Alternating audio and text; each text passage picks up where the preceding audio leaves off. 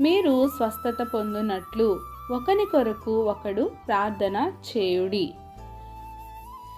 And pray one for another that ye may be healed.